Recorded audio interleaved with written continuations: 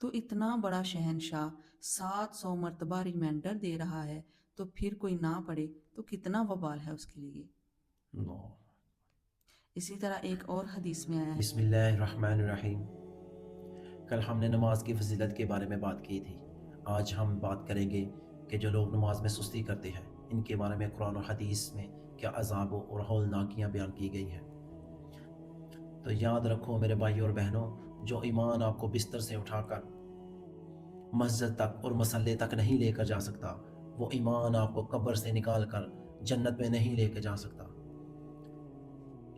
ہمارے ساتھ موجود ہیں ام ایان ہمیں حدیث کی روشنی میں یہ بتائیں کہ جو لوگ نماز میں سستی کرتے ہیں ان کے بارے میں کیا حکم ہے۔ نحمدہ ونصلی علی رسولہ الکریم، اما بعد، بسم اللہ الرحمن الرحیم۔ ان اول ما يحاسب به العبد يوم القيامة من عمله صلاته وان صلحت فقد افلح وانجح وان فسدت فقد خاب وخسر۔ آپ صلی اللہ علیہ وسلم نے صلی اللہ فرمایا، علیہ وسلم۔ قیامت والے دن بندے کا اس کے اعمال میں سے سب سے پہلے نماز کا حساب لیا جائے گا۔ اگر وہ درست نکل آئی تو بندہ کامیاب اور کامران ہو گیا، اور اگر وہ درست نہ ہوئی تو یقیناً بندہ برباد ہو گیا، خسارے میں ہو گیا۔ اللہ۔ اسی طرح ایک اور حدیث کا مفہوم ہے کہ آپ صلی اللہ علیہ وسلم نے صلی اللہ فرمایا علیہ وسلم۔ کہ میرا دل چاہتا ہے کہ میں حکم دوں کہ جاؤ جنگل سے کچھ لکڑیاں اکٹھی کر کے لاؤ، مسجد میں اذان دلاؤں اور نماز شروع کرا دوں، اور مسلح پر اپنی جگہ کسی اور کو کھڑا کرا دوں، پھر جا کر ان لوگوں کے گھروں کا جائزہ لوں جو لوگ مسجد میں نماز پڑھنے نہیں آئے، اور ان کے مکانوں کو آگ لگا دوں۔ استغفر اللہ۔ تو سوچیں جس گھر میں آگ لگانے کا ارادہ اللہ کے نبی حضرت محمد صلی اللہ علیہ وآلہ وسلم کے دل میں پیدا ہو، اس پر اللہ اور اللہ کے رسول کا کتنا غضب ہوگا۔ تو میرے بھائیوں، اس گھر میں کیسے برکت آئے گی اور کیسے ان کی دعائیں قبول ہوگی۔ اللہ اکبر۔ جی۔ یوں تو لفظ الصلاۃ قرآن میں 67 دفعہ آیا ہے۔ نماز کا ذکر اور الفاظ کے ساتھ جب ملایا جائے تو 700 مرتبہ بنتا ہے۔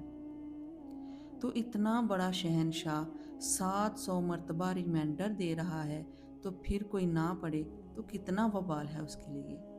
اللہ۔ اسی طرح ایک اور حدیث میں آیا ہے، وَعَنْ بُرَيْدَةَ قَالَ قَالَ رسول اللہ صلی اللہ علیہ وسلم العہد الذی بیننا وبینہم الصلاۃ فمن ترکها فقد کفر۔ یہ ترمذی شریف کی حدیث ہے۔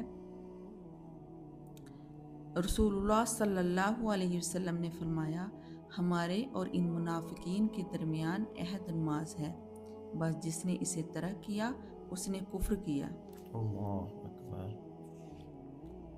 اصلاحی معاشرہ کا یہ بہت اہم حصہ ہے کہ ہم نماز کے لیے محنت کریں، ہمارے بچے، ہمارے اپنے، ہمارے چاہنے والے سب 5 وقت نماز پڑھنے والے بن جائیں۔ نماز کو بوجھ سمجھ کر ادا نہ کریں۔ نماز اللہ کا قرب حاصل کرنے کا بہترین ذریعہ ہے۔ ایک حدیث قدسی ہے کہ اللہ تعالیٰ نے ارشاد فرمایا، میں اپنے بندوں پر جو فرائض عائد کیے ہیں ان سے زیادہ محبوب میرے نزدیک کوئی چیز نہیں جس کے ذریعے بندہ میرا قرب حاصل کر سکے۔ سب سے زیادہ میری محبت اور میرا قرب حاصل کرنے کا محبوب طریقہ وہ عمل ہے جو میں نے اپنے بندوں پر فرض کیا ہے، اور تمام فرائض میں اہم فریضہ نماز ہے۔ فرائض کی ادائیگی کے ذریعے بندے کو میرا قرب حاصل ہوتا ہے، اور نفل عبادت کے ذریعے اس قرب میں اضافہ ہوتا رہتا ہے، یہاں تک کہ میں بندے کو اپنا محبوب بنا لیتا ہوں۔ سبحان اللہ۔ اور جب اللہ تعالیٰ کسی بندے کو اپنا محبوب بنا لیتا ہے تو پھر اس کے ہر کام میں اللہ تعالیٰ کی مدد شامل ہوتی ہے۔